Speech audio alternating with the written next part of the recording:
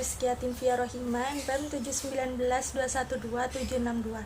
Saya dari kelas Perpajakan 2019D akan menjelaskan tentang dasar-dasar pajak. Pertama-tama saya di sini akan menjelaskan tentang pengertian pajak menurut Undang-Undang Nomor 28 Tahun 2007. Pajak adalah kontribusi wajib kepada negara yang terhutang oleh orang pribadi atau badan yang bersifat memaksa berdasarkan undang-undang dengan tidak langsung dan digunakan untuk keperluan negara bagi sebesar-besarnya kemakmuran rakyat. Di sini pajak terdapat 4 fungsi, yaitu 1. Sumber penerimaan negara, 2. Pengatur kegiatan ekonomi, 3. Sarana stabilitas perekonomian, 4. Sarana pemerataan pendapat. Pajak di sini dibagi menjadi 4 jenis, yaitu 1. Menurut sifat, 2. Menurut pengelola, 3. Menurut subjek, 4. Menurut asalnya. 1. Jenis pajak menurut sifatnya dibagi menjadi 2, yaitu pajak langsung dan pajak tidak langsung. Pajak langsung itu berdasarkan surat keterangan, tidak dapat dilimpahkan, dipungut setahun sekali. Contohnya seperti PPh dan PBB. Pajak tidak langsung ialah tidak berdasarkan surat keterangan, dapat dilimpahkan kepada orang lain, dipungut setiap terjadi transaksi. Contohnya seperti PPN. Jenis pajak menurut pengelolaannya yaitu ada 2. Pajak pusat dikelola oleh pemerintah pusat. Pajak daerah dikelola oleh pemerintah daerah. Ada beberapa macam pajak yang berlaku di provinsi seperti pajak kendaraan bermotor PKB, bea balik nama kendaraan bermotor, pajak bahan bakar kendaraan bermotor, pajak air permukaan, dan pajak rokok. Pajak daerah di kota atau kabupaten meliputi pajak bumi dan bangunan pendesaan dan perkotaan, bea perolehan hak atas tanah dan bangunan, pajak restoran, pajak reklame, pajak parkir, pajak hiburan, pajak penerangan jalan, pajak mineral bukan logam dan batuan, pajak parkir, pajak air tanah, pajak sarang burung walet. Jenis pajak menurut subjeknya ada 2, yaitu perorangan dan badan usaha. Pajak menurut asalnya yaitu luar negeri dan dalam negeri. Subjek pajak luar negeri adalah orang pribadi atau badan yang bertempat tinggal atau bertempat kedudukan di luar Indonesia yang dapat menerima atau memperoleh penghasilan dari Indonesia, baik melalui ataupun tanpa melalui bentuk usaha tetap. Subjek pajak dalam negeri adalah orang pribadi yang bertempat tinggal atau berada di Indonesia. Ada peran pajak dalam pembangunan bangsa seperti gambar berikut.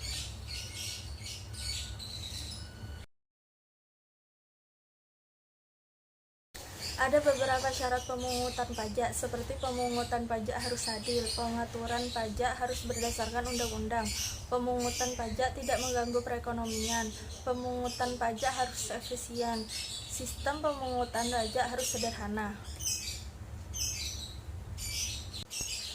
Syarat pemungutan pajak tidaklah mudah untuk membebankan pajak pada masyarakat. Bila terlalu tinggi, masyarakat akan enggan membayar pajak. Namun, bila terlalu rendah, maka pembangunan tidak akan berjalan karena dana yang kurang. Agar tidak menimbulkan berbagai masalah, maka pemungutan pajak harus memenuhi persyaratan, yaitu pemungutan pajak harus adil. Seperti halnya, produk hukum pajak pun mempunyai tujuan untuk menciptakan keadilan dalam hal pemungutan pajak, adil dalam perundang-undangan maupun adil dalam pelaksanaannya, seperti 1. Dengan mengatur hak dan kewajiban para wajib pajak. 2. Pajak diberlakukan bagi setiap warga negara yang memenuhi syarat sebagai wajib pajak. 3. Sanksi atas pelanggaran pajak diberlakukan secara umum sesuai dengan berat ringannya pelanggaran. Pemungutan pajak harus berdasarkan undang-undang. Di Indonesia, pemungutan pajak sesuai dengan pasal 23A Undang-Undang Dasar 1945 yang berbunyi, pajak dan pemungutan lain yang bersifat memaksa untuk keperluan negara diatur dengan undang-undang. Ada beberapa hal yang perlu diperhatikan dalam penyusunan undang-undang tentang pajak, yaitu Pemungutan pajak yang dilakukan oleh negara yang berdasarkan undang-undang disebut harus dijamin kelancarannya. Jaminan hukum bagi para wajib pajak untuk tidak diperlakukan secara umum. Jaminan hukum akan terjaganya keberhasilan bagi para wajib pajak. 3. Pemungutan pajak tidak mengganggu perekonomian. Pemungutan pajak harus diusahakan sedemikian rupa agar tidak mengganggu kondisi perekonomian, baik kegiatan produksi, perdagangan maupun jasa. Pemungutan pajak jangan sampai merugikan kepentingan masyarakat dan menghambat lanjutnya usaha masyarakat pemasok pajak, terutama masyarakat kecil dan menengah. 4. Pemungutan pajak harus efisien. Biaya-biaya yang dikeluarkan dalam rangka pemungutan pajak harus diperhitungkan. Jangan sampai pajak yang diterima lebih rendah daripada biaya pengurusan pajak tersebut. Oleh karena itu, sistem pemungutan pajak harus sederhana dan mudah dilaksanakan. Dengan demikian, wajib pajak tidak akan mengalami kesulitan dalam pembayaran pajak, baik dari segi penghitungan maupun waktu. 5. Sistem pemungutan pajak harus sederhana. Bagaimana pajak dipungut akan sangat menentukan keberhasilan dalam pungutan pajak. Sistem yang sederhana akan memudahkan wajib pajak dalam menghitung beban pajak yang harus dibiayai, sehingga akan memberikan dampak positif bagi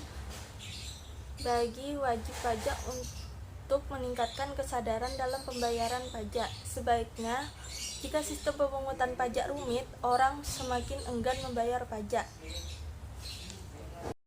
Sistem pemungutan pajak di Indonesia. Self-assessment system merupakan salah satu sistem pemungutan pajak yang berlaku di Indonesia, di mana sistem ini membebankan penentuan besaran pajak yang perlu dibayarkan oleh wajib pajak bersangkutan secara mandiri.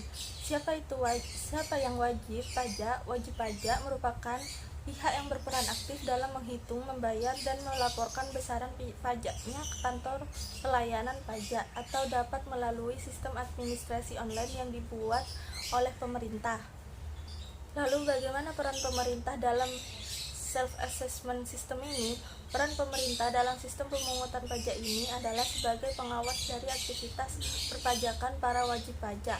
Penerapan self-assessment system ini berlaku untuk jenis pajak pusat. Contoh jenis pajak pusat di Indonesia adalah pajak pertambahan nilai (PPN) dan pajak penghasilan (PPH) yang berlaku setelah masa reformasi pada 1983 hingga saat ini.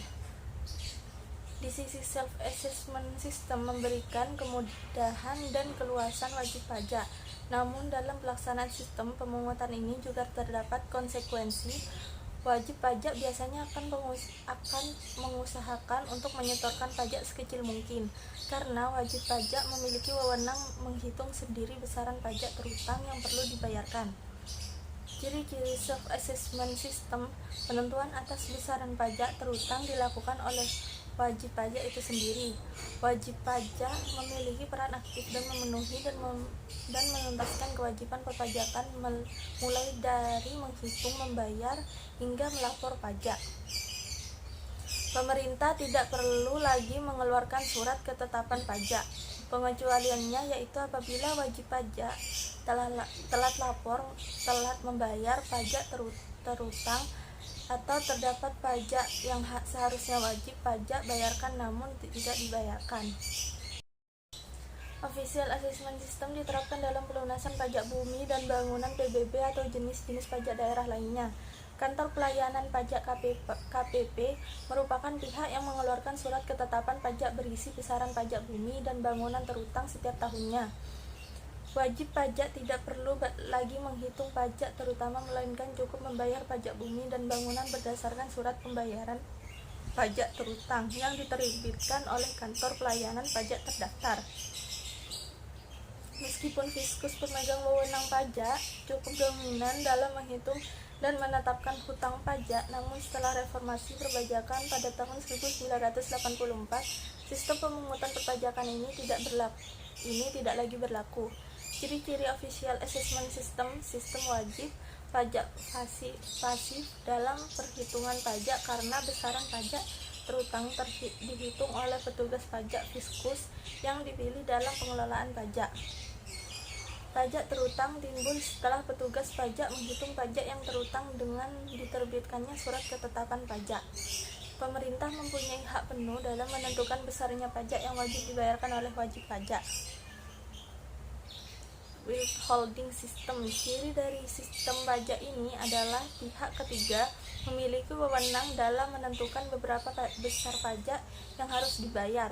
Besarnya pajak pada withholding system dihitung oleh pihak ketiga, bukan wajib pajak dan bukan aparat pajak atau fiskus. Sistem ini disebut juga dengan jenis pajak potong pungut dan dinilai adil bagi masyarakat. Contoh penerapan sistem perpajakan ini adalah pemotongan penghasilan karyawan yang dilakukan oleh bendahara instansi terkait.